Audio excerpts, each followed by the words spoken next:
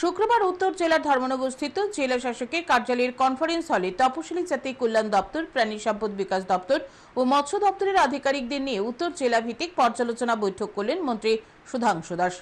উত্তর ত্রিপুরা জেলার পর্যাপ্ত পরিমাণে মাছ, ডিম, দুধ, মাংসের উৎপাদন বৃদ্ধির মাধ্যমে জেলাকে স্বনির্ভর করে তুলতে এবং সমাজের তপশিলি জাতি মানুষের কাছে সরকারি সুযোগ সুবিধা সঠিকভাবে পৌঁছে দিতে সরকারি আধিকারিকদের নির্দেশ দেন মন্ত্রী সুধাংশু দাস। এছাড়াও কেন্দ্রীয় ও রাজ্য সরকারের যে সকল প্রকল্প লাগু রয়েছে সেই সকল প্রকল্পের অগ্রগতির বিষয় নিয়ে পর্যালোচনা বৈঠক করেন মন্ত্রী সুধাংশু দাস।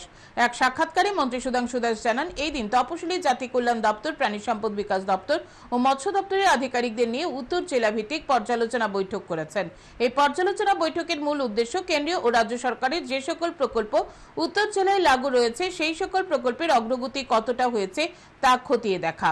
4 মাস পূর্বে প্রথম পর্যালোচনা বৈঠক করা হয়েছে, সেই বৈঠকের সিদ্ধান্তগুলি কতটা বাস্তবায়িত হয়েছে তা এই দিন খতিয়ে দেখা হয়েছে। যে সকল জায়গায় ঘাটতি রয়েছে সেইগুলিকে চিহ্নিত করে সংশোধন করা হবে। আমরা এখানে রিভিউ মিটিং করেছিলাম, ফার্স্ট রিভিউ মিটিং। সেই মিটিং এ আমরা যে টার্গেট রেখেছি বা যে ডিসকাশন হয়েছে সেটা কতটুকু ফলপ্রসূ হয়েছে, কতটা ইমপ্লিমেন্টেশন হয়েছে, এই বিষয়গুলি আমরা আজ দিনভর আলোচনা করব, খতিয়ে দেখব।